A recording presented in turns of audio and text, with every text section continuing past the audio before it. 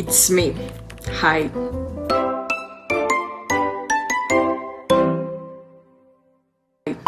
Para los que no saben o para los que sí saben, yo ya tenía un pasado en YouTube, ¿ok? Y es un pasado, we don't talk about Bruno. Esta no es mi primera vez haciendo videos para esta plataforma, pero estoy súper emocionada porque es como a new era of me. Para los que no me conocen, me llamo Fer. Mi canal va a tratar sobre temas interesantes porque yo soy la señora interesante. Eso no lo sé, solo sé que es muy interesante. Lo que se me vaya ocurriendo, o sea, tal vez yo puedo decir esto al principio y voy a terminar grabando vlogs de cualquier tontera, así que esperen siempre lo inesperado. Y bueno, el día de hoy vamos a hablar sobre una de mis películas favoritas. Si no es que es mi película favorita. Sí, vamos a hablar sobre El laberinto del fauno de Guillermo del Toro. Y bueno, no sé cómo comenzar esta conversación, porque más que un video informativo es como un video para hablar sobre este tema, sobre esta película que para mí ha sido una de las películas más representativas en toda mi vida, desde que yo tengo memoria. Si pudiera hablar de una película que recuerdo que marcó mi infancia, fue completamente El laberinto del fauno. Algo muy interesante y muy particular es que este año se va a estrenar por su 20 aniversario. Voy a poder disfrutar de esa película en cines. No quiero hacer este video tan about me, que sí es necesario meter de mi cosecha. Yo como espectador, vamos a ponernos en la en la perspectiva del espectador. Ahí me encantaba, desde siempre me encantó el concepto del fauno y del hombre pálido. Entra dentro de esa belleza tan característica que tiene cada filme de Guillermo del Toro, porque si ya no es bastante obvio, mi director favorito siempre ha sido y siempre será Guillermo del Toro. Quiero hablar como de la profundidad y de esa humanización que le da a cada uno de sus personajes. La manera en la que están escritas es tan única y está tan bien hecha y tan bien trabajada que dices, realmente estoy empatizando con la criatura de Frankenstein. Pues ahora sí, vamos a hablar de la película por la que están aquí, El laberinto del fauno. Esta película fue estrenada en 2006. Previamente fue presentada en el Festival de Cine de Cannes. La película recibió muchas buenas críticas, muchos premios, se valió de varios Oscars. Entonces, estamos hablando de una película con una gran aceptación comercial y para los grandes críticos de cine. Pero es una película que necesitas verla constantemente para que empieces a captar ciertos detalles que están ahí, pero solamente están disponibles para aquellos que saben mirar. Y bueno, pues voy a hacerles una pequeña sinopsis para aquellos que no la han visto. No puedo creer que exista gente que no ha visto esa película. Transcurre en 1944, durante la Guerra Civil Española. Tenemos a Ofelia, tenemos a su madre que está con un embarazo de alto riesgo, y el padre de ese hijo es justamente el capitán Vidal, que es como el capitán. Apoyan esta ideología que estaba en España en este momento, que era lo del franquismo. Entonces, pues ya se imaginarán como que todo el contexto sociopolítico por el que se desenvuelve esta película era un ambiente completamente oscuro, de tristeza, de mucho sufrimiento. Aquí entra esta parte de que ella empieza a crear un mundo para poder llegar como a su reino. Al inicio de la película nos muestran justo, ¿no?, la historia de la princesa que se escapa de su reino. Pasa de un mundo mágico al mundo de los vivos, donde solamente hay muerte, hay hambre, hay tristeza. Y ella padece al no encontrar nunca la puerta de vuelta a su hogar. Muere. Ofelia es la princesa que está en búsqueda de poder encontrar como que esa paz, esa felicidad. Pues aquí yo me voy a poner a analizar a los personajes. Vamos a hablar primero del personaje de Ofelia. A lo mejor en la perspectiva de la película era como que la niña que solo cree en cuentos de hadas y en fantasías, pero es que imagínense ser un niño, vivir un contexto de guerra. Tu vida es muy miserable, muy triste, que la única escapatoria de esa realidad sea crear un mundo imaginario. Siento que es el poder que tienen los niños. Está muy marcado en las historias de Guillermo del Toro. Los niños tienen una voz más allá de ser solo niños. Yo veo a Ofelia no como una heroína convencional. Ella se negaba a aceptar que la realidad que ella vivía era la única realidad posible en la cual poder existir.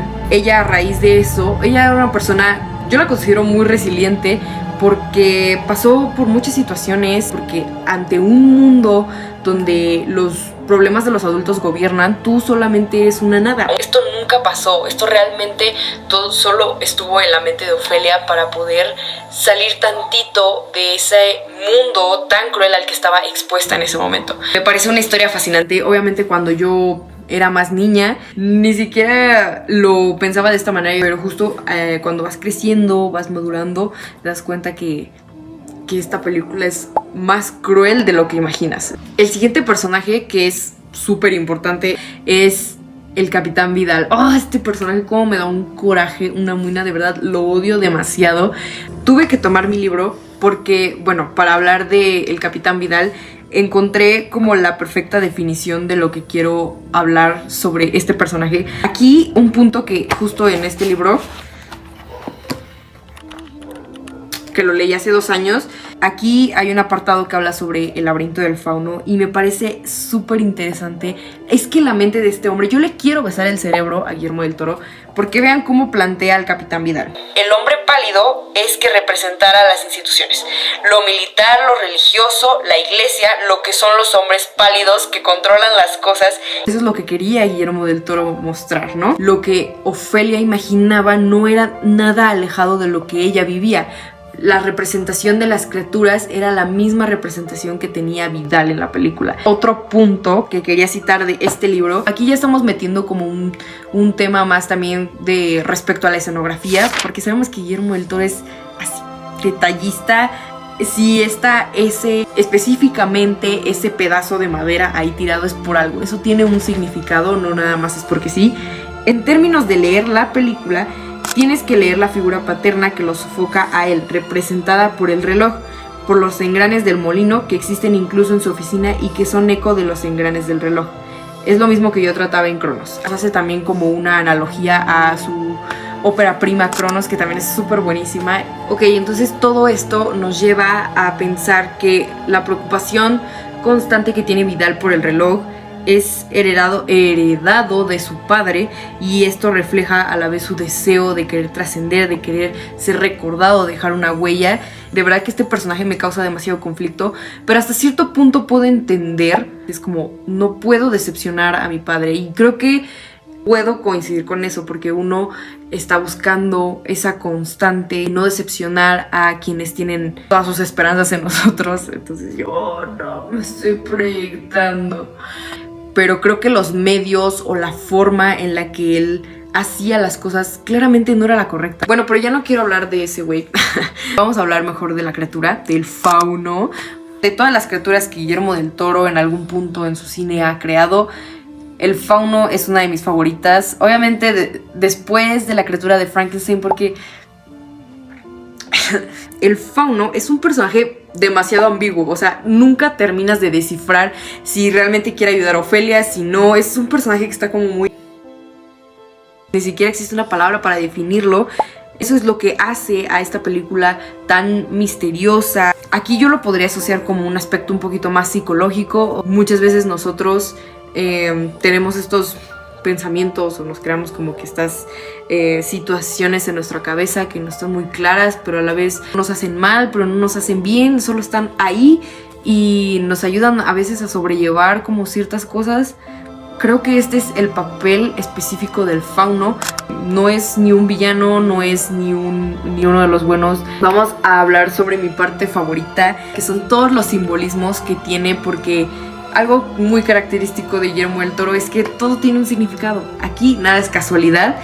Hablando de la parte de las pruebas, la primera prueba es ir a recoger una llave que se encuentra dentro del estómago de un sapo gigante que vive debajo de un árbol. El sapo ha estado consumiendo la vida de este árbol. Yo lo podría asociar como una metáfora. Es que esto es tan real, de verdad. Para la gente que dice como, es que ¿por qué la ficción? La ficción no existiría si la realidad no la sostuviera. Entonces, a mí no me van a venir a decir que las historias de ficción no te enseñan nada, porque eso es completamente mentira. Pero volviendo al tema. Huevos. Es cierto. Para mí es una viva interpretación de lo que son los sistemas políticos actuales y lo que han sido a lo largo de toda la historia de la humanidad. Así como el sapo lentamente fue consumiendo la vida de este árbol, así los sistemas van destruyendo poco a poco aquello que los rodea. Vamos a hablar de la segunda prueba, que esta es la prueba del hombre pálido. Hay un gran banquete muy tentador, pero ella no tiene que comer nada porque pues las consecuencias podrían ser severas. Y adivinen qué, ella desobedece, al final es perseguida por un hombre todo flacucho. Esta prueba lo que muestra esta parte del poderío, ¿no? Porque aquí el que tiene el poderío en este caso sería el hombre pálido, y entonces sus inferiores o sus víctimas son los inocentes, ¿no? Los que sufren. Vidal y el hombre pálido son muy similares porque ambas son figuras que ejercen un poder. Él oprimía gente en la vida real, él mataba, él era cruel. Estamos hablando de que todo esto sucedió en la mente de Ofelia. O sea, Vidal realmente hacía lo que el hombre pálido en la imaginación de Ofelia. Y bueno, para la tercera prueba, esto sí lo voy a leer porque lo escribí. En la tercera prueba, el fauno le exige a Ofelia entregar a su hermano, obviamente ella se niega. Entonces aquí paradójicamente esto significa fracasar en la prueba. La obediencia ciega nunca es una virtud. Todos los personajes de Guillermo del Toro están conectados. Voy a decir que todos tienen la misma neurona. Hablamos de personajes que viven en mundos con ideas preconfiguradas y no hay cabida para ser distinto. En Pinocho, si tomamos el ejemplo de Pinocho, Pinocho es un personaje que no obedece y tú puedes decir como, es que ese niño desobediente y todo eso. Él solamente estaba en búsqueda de su autenticidad. Aquí en el caso de Ofelia, si lo asociamos con Pinocho, la obediencia, ninguno de los dos obedece. Yo también puedo pensar como ser autónomo y yo creo que en este caso la obediencia no es lo indicado, no es lo correcto. Y esto nos lleva a desenlaces de historias completamente diferentes, pero que a la vez son similares, ¿no? Y nos marca temáticas sobre la vida, la muerte, cómo es que uno percibe el mundo. Estamos llegando a la conclusión de este video. Hablar de esta película para mí siempre es un gusto, es un honor. Yo de verdad que amo esta película con toda mi vida. Les recomiendo que la vayan a ver si es que no la han visto. Creo que no está en ninguna plataforma actualmente, pero ya se va a estrenar en el cine, brothers. Entonces en octubre ustedes y yo tenemos una cita en el cine. Cuéntenme qué les pareció, si tienen alguna sugerencia, si quieren que hable de algún tema, de algún libro. Aquí ya saben que yo aquí estoy disponible. Eso sería todo. Ya saben que pueden seguirme en mis redes sociales. Nada más tengo TikTok e Instagram porque pues no sé ocupar otras redes sociales. También les dejo mi Letterboxd por si quieren seguirme también ahí. Nos vemos a la próxima. Bye.